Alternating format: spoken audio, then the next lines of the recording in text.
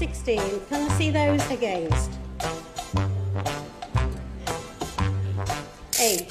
So that means then that we then thank the Mayor for his attendance, because the Assembly members have decided they have no questions to put to you. Are you saying they're abdicating their duty to scrutinise me?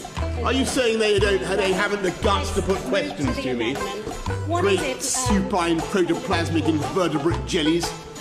Take 2 apples from 3 apples. What do you have? You've got loads of apples, mate. You've got 1 apple left. You've got 1 apple. Listen. You say you've got 1 apple. Listen. What we're talking about. You haven't. You've got 2 apples. You're now batting 0 for 2. Let's just do one more. So never mind all the flannel and waffle. Why don't you address the point in this paper that you're going to impose 90% cuts? Will you say here and now that you'll not impose 90% cuts on youth and education in the next 2 years? Will you give an undertaking not to cut by 90%? We will have a budget that does more for young people in this city than your party ever did. And we will continue to expand. We will continue to expand support for young people. And you're the one who brought IQ into the conversation. I went to bed at 8 o'clock in the evening and I wound up my clock to set the alarm to sound at 9 o'clock in the morning. How many hours sleep would I get before being woken by the alarm? I went to bed at 8 o'clock in the evening. Well, you know, mate, I wound up my clock and set it to 9 o'clock in the morning. How many hours sleep did I get? Well, I slept like a log. Because I was looking forward to seeing you on LBC 97.3.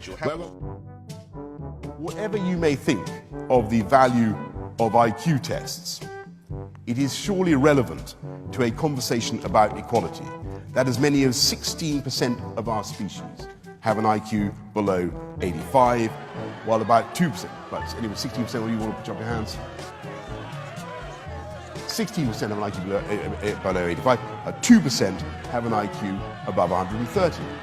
And the harder you shake the pack, the easier it will be for some cornflakes to get to the top. And for one reason or another, boardroom greed, or as the people in the boardrooms assure me, the natural and God-given talents of senior executives, the income gap between the top cornflakes and the bottom cornflakes is getting wider than ever. And I stress, I don't believe that economic equality is possible. Indeed, some measure of inequality is essential for the spirit of envy and keeping up with the Joneses and so on. That is a valuable spur to economic activity.